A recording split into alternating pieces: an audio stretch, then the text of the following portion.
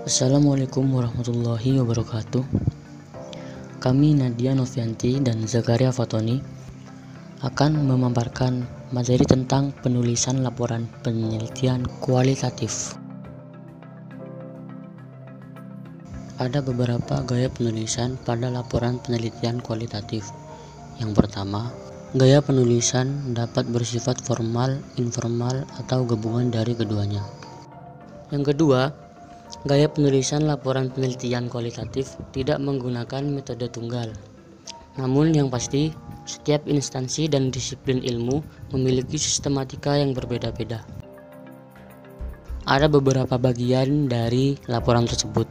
Yang pertama bagian awal, yang kedua bagian inti, dan yang ketiga bagian akhir. Kita masuk pada bagian awal.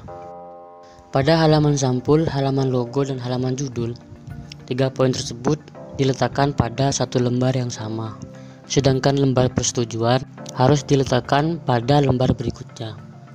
Itu dikarenakan halaman sampul adalah halaman yang mengcover seluruh isi dari laporan tersebut. Begitupun pada pernyataan keaslian tulisan sampai pada poin kata pengantar, ini harus berbeda lembar dengan lembar persetujuan. Pada poin daftar isi, kita bisa mencampurkan beberapa poin dalam satu lembar sesuai dengan kebutuhan poin tersebut. Ada 2 jenis sistematika dalam penulisan laporan. Namun kali ini saya akan memaparkan sistematika penulisan kiri, yaitu bab 1 pendahuluan, bab 2 metode penelitian, bab 3 paparan data dan temuan penelitian, bab 4 pembahasan dan penutup.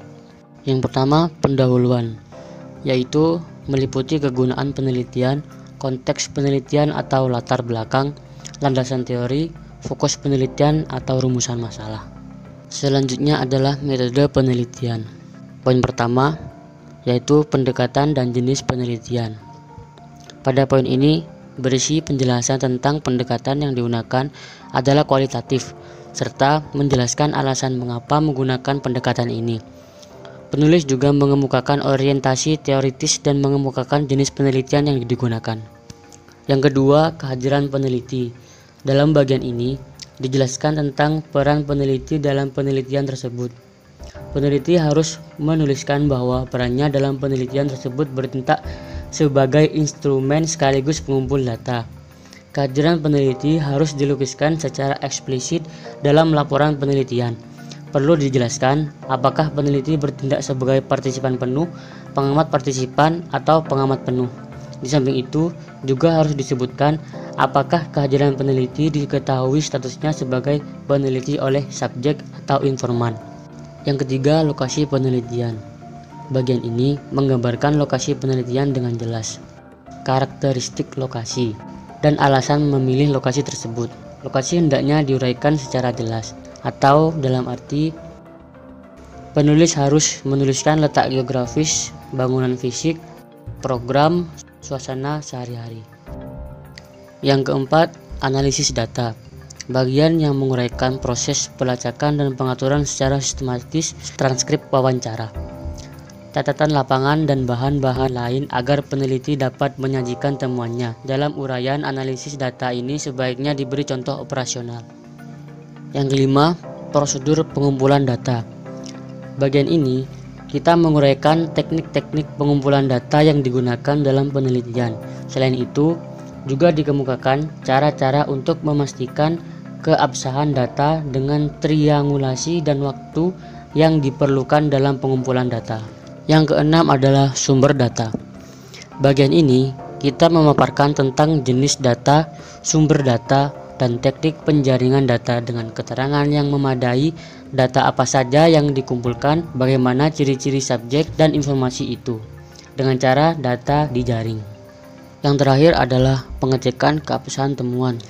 Berisi uraian tentang usaha-usaha penelitian memperoleh keabsahan temuannya, atau dalam artian perpanjangan kehadiran peneliti, observasi yang diperdalam, dan triangulasi juga lain-lain.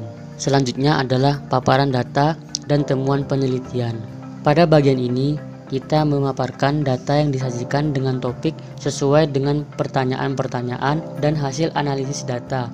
Paparan data tersebut diperoleh dari pengamatan apa yang terjadi atau hasil wawancara serta deskripsi informasi yang berbentuk dokumen, foto, rekaman video, dan hasil pengukuran. Hasil analisis data yang merupakan temuan penelitian disajikan dalam bentuk pola, tema, kecenderungan, dan motif yang muncul dari data. Di samping itu, temuan dapat berupa penyajian sistematis, klarifikasi, dan tipologi. Atau jika kita kerucutkan, bab ini akan memuat uraian tentang data dan temuan yang diperoleh dengan menggunakan metode dan prosedur yang diuraikan dalam bab 2. Selanjutnya kita akan masuk pada inti laporan ini, yaitu pembahasan. Bab ini memuat gagasan peneliti, keterkaitan antara pola-pola, kategori-kategori dan dimensi-dimensi, posisi temuan atau teori terhadap teori-teori dan temuan-temuan sebelumnya, serta penafsirannya dan penjelasan dari temuan atau teori yang diungkap dari lapangan. Tesis dan disertasi perlu dilengkapi dengan implikasi dari temuan penelitian. Selanjutnya kita akan masuk pada bagian akhir, yaitu penutup.